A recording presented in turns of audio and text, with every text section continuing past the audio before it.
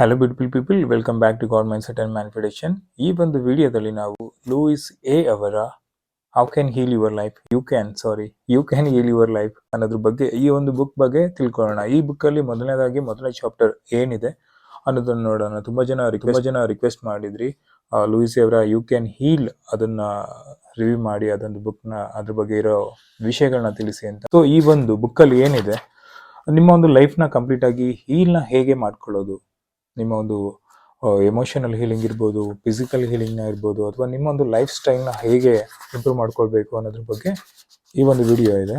ನಾನು ನಿಮಗೋಸ್ಕರ ಪ್ರತಿಯೊಂದು ಚಾಪ್ಟರ್ನು ಕೂಡ ಡೀಟೇಲ್ ಆಗಿ ಎಕ್ಸ್ಪ್ಲೈನ್ ಮಾಡ್ತೀನಿ. It's in English. ಓಕೆ, ನಾನು ಕೆಲವೊಂದು ಇದೇನಿದೆ ಅವ್ರು ಏನು ಹೇಳ್ತಾರೆ, ಓಕೆ, ಅದನ್ನು ನಾನು ಕನ್ನಡದಲ್ಲಿ ಟ್ರಾನ್ಸ್ಲೇಟ್ನ ಮಾಡ್ತೀನಿ.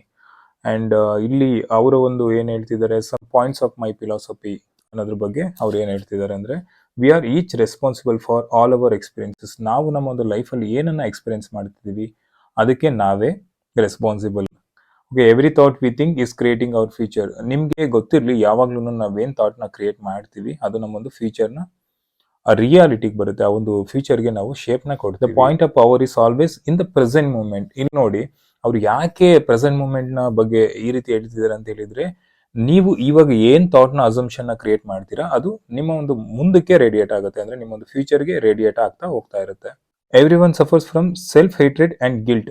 ಇದು ಯಾಕೆ ತುಂಬಾ ಇಂಪಾರ್ಟೆಂಟ್ ಅಂತ ಹೇಳಿದ್ರೆ, ನಿಮ್ಗೆ ನೀವು ಯಾವಾಗ್ಲೂ ಒಂದು ಗಿಲ್ಟ್ ಫೀಲ್ ನ ಇಟ್ಕೊಂಡಿರ್ತೀರಾ. ಸೆಲ್ಫ್ ಲವ್ ನ ಮಾಡಲ್ಲ, ನನ್ನ ಲೈಫು ಆ ತರ ಇರ್ಬೇಕಿತ್ತು, ನನ್ನ ಲೈಫು ಈ ತರ ಇರ್ಬೇಕಿತ್ತು. ನೀವು ನಿಮ್ಮನ್ನ ಜಡ್ಜ್ ಮಾಡ್ತೀರಾ, ನಿಮ್ಮನ್ನು ಕ್ರಿಟಿಸೈಸ್ ಮಾಡ್ತೀರಾ. ಯಾವಾಗ ನೀವು ಈ ರೀತಿ ಮಾಡ್ತೀರಾ, ನೀವು ತುಂಬಾ ಪ್ರಾಬ್ಲಮ್ ನ ಫೇಸ್ ಮಾಡ್ತೀರಾ. ಇಟ್ ಮೀನ್ಸ್ ನೀವು ಯಾವಾಗ್ಲೂ ಒಂದು ಡಿಸಪಾಯಿಂಟ್ ಅಲ್ಲಿ ಇರೋದು ಅಥವಾ ಡಿಪ್ರೆಷನ್ ಇರೋದು, ಅದ್ರ ಬಗ್ಗೆ ಇವರು ಹೇಳ್ತಿರೋದು. The bottom line for every one is I am not good enough. ಎಷ್ಟು ಬ್ಯೂಟಿಫುಲ್ ಆಗಿ ಹೇಳಿದ್ದಾರೆ ನೋಡಿ.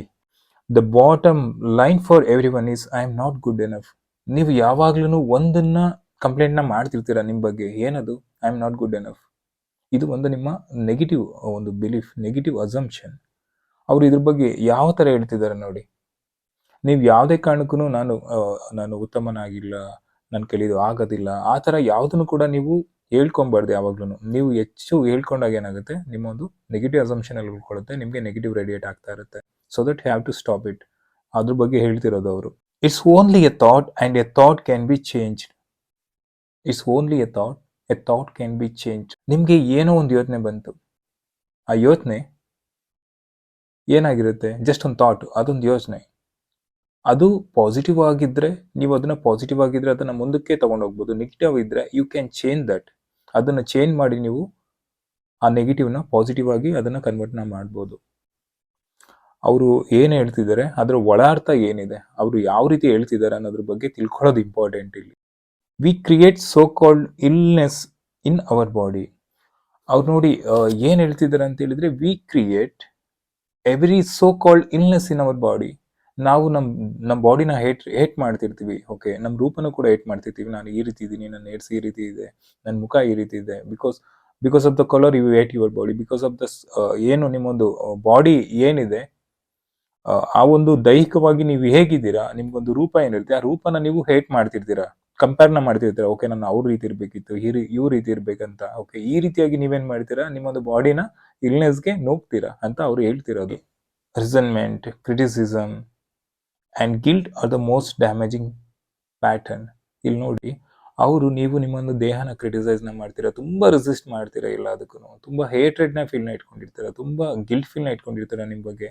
ಕಲರ್ ಮೇಲೆ ಜಡ್ಜ್ನ ಮಾಡ್ತೀರಾ. ನಿಮ್ಮೊಂದು ಬಾಡಿ, ನಾನು ದಪ್ಪ ಇದ್ರೆ ನಾನು ದಪ್ಪ ಇದ್ದೀನಿ, ಸಣ್ಣ ಇದ್ರೆ ನಾನು ಸಣ್ಣ ಇದ್ದೀನಿ. ನಿಮ್ಮೊಂದು ಡಿಸೈರ್ ಬಾಡಿ ಏನಿದೆ ಅದನ್ನ ಮ್ಯಾನಿಫೆಸ್ಟ್ ಮಾಡ್ಬೋದು. ಆದರೆ ಇಲ್ಲಿ ಏನು ಹೇಳ್ತಿದ್ದಾರೆ, ನೀವು ನಿಮ್ಮೊಂದು ರೂಪ ಏನಿದೆ ಮೊದಲು ಅದನ್ನ ಆಕ್ಸೆಪ್ಟ್ ಮಾಡಿ. ನಿಮ್ಮ ಮೇಲೆ ನೀವು ಜಡ್ಜ್ನ ಮಾಡಬಾರ್ದು. When you hate your body, ನಿಮ್ಮದು ಆಪೋಸಿಟ್ ಆಗಿ ವರ್ಕ್ ಆಗೋದಕ್ಕೆ ಶುರು ಆಗುತ್ತೆ. ನಿಮ್ಮದೇ ಒಂದು ಸಬ್ ಕಾನ್ಸಿಯಸ್ ಏನ್ ಮಾಡ್ತಾ ಇರುತ್ತೆ, ಅದನ್ನ ಡೆಸ್ಟ್ರಾಯ್ ಮಾಡೋಕೆ ಹೋಗುತ್ತೆ, ಹೌದಲ್ವಾ? ಸೊ ನೀವು ಯಾವಾಗ ನೋಡಿ, ನೀವು ಯಾವುದೇ ಏನೇ ಥಾಟ್ ಕೊಟ್ಕೊಂಡ್ರು ಅದು ಸೆಲ್ಯುಲಾರ್ ಲೆವೆಲ್ ಅಲ್ಲಿ ಇರುತ್ತೆ. ಆ ಸೆಲ್ಯುಲಾರ್ ಲೆವೆಲ್ ಅಲ್ಲಿ ನೀವು ಯಾವಾಗ ಹೆಚ್ಚೆಚ್ಚು ನಿಮ್ಮೊಂದು ಪಾಸಿಟಿವ್ ಆಗಿ ಅದನ್ನ ಥಾಟ್ನ ನೀವು ಪಿಕ್ ಮಾಡ್ತಿರ್ತೀರಾ, ಅಷ್ಟು ನಿಮಗೆ ಒಳ್ಳೇದು, ನಿಮ್ಮೊಂದು ಬಾಡಿಗೂ ಒಳ್ಳೇದು, ನಿಮ್ಮೊಂದು ಮೈಂಡ್ಗೂ ಒಳ್ಳೇದು. ಆದ್ರೆ ನೀವು ಈ ತರ ಗಿಲ್ಟ್ ಫೀಲ್ನ ಇಟ್ಕೊಂಡಾಗ ನಿಮ್ಮೊಂದು ಡಿಫ್ರೆಂಟ್ ಇಲ್ನೆಸ್ನ ನೀವೇ ಇನ್ವೈಟ್ನ ಮಾಡ್ತೀರಾ ಅಂತ ಇವರು ಹೇಳ್ತಿರೋದು. Releasing resentment will dissolve even big disease.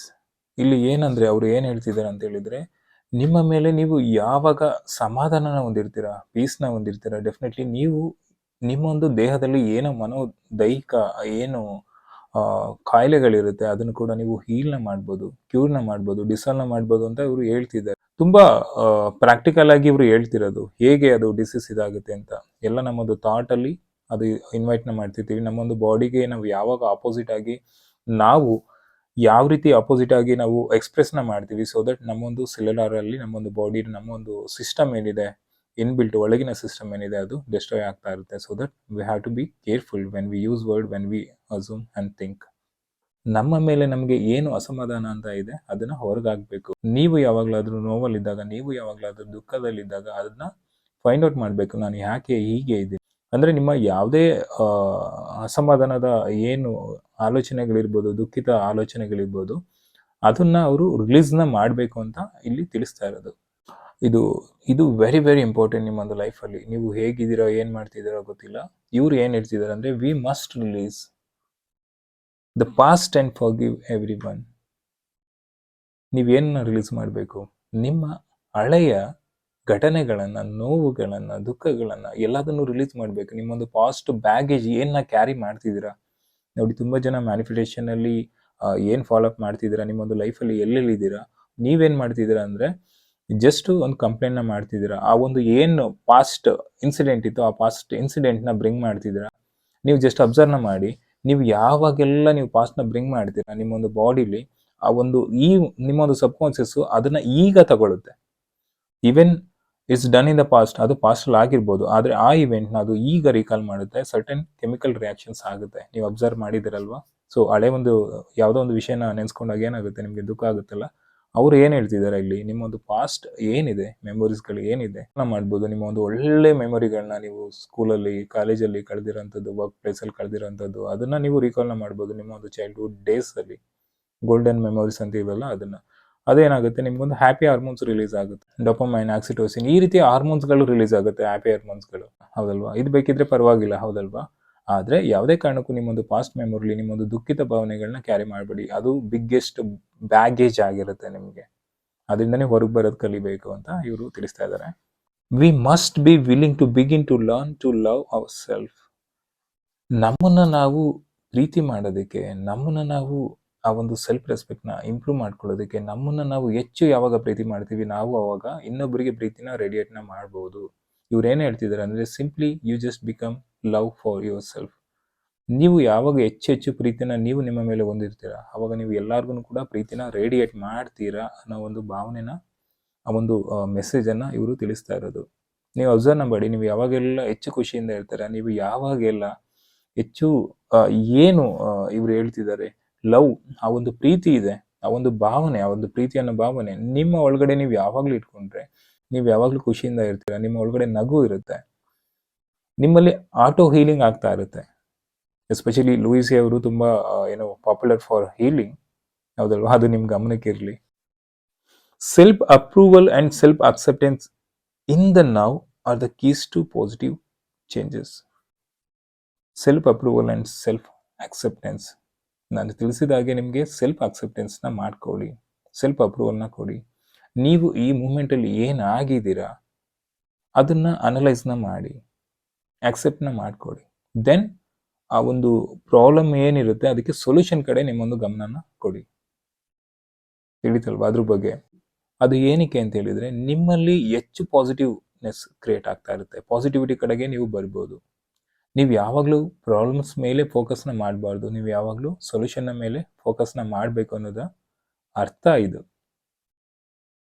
When we really love our self, everything in our life works. ನಮ್ಮನ್ನ ನಾವು ಯಾವಾಗ ನಿಜವಾಗ್ಲೂ ಪ್ರೀತಿ ಮಾಡ್ತೀವಿ, ನಮ್ಮೊಂದು ಲೈಫು ನಾವೇನು ಅಂದ್ಕೊಂಡಿದ್ವಿ ನಮ್ಮ ಪರವಾಗಿ ನಡೆಯುತ್ತೆ ಅಂತ, ಡೆಫಿನೆಟ್ಲಿ ಅದು ನಡೆಯುತ್ತೆ.